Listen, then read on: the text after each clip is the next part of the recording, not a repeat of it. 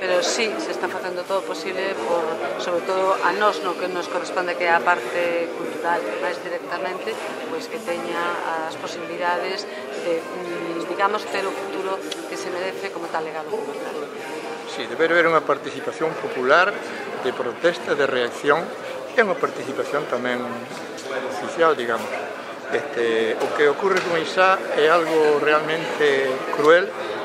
e totalmente injusto, porque el foi o que botou a andar todo eso. As ideas que trouxe da Argentina, das conversacións e da aporte de Luis Seoane,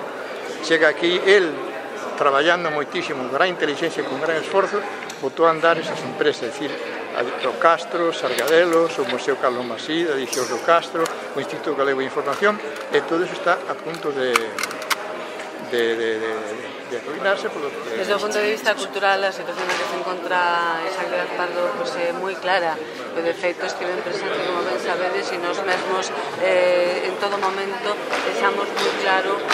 que él forma unha parte fundamental da nosa cultura e, polo tanto, en homenaxes e en todo tipo de actos estivemos presentes como Consellería de Cultura e Deporte, e ademais, por suposto, moi interesados por toda a labor cultural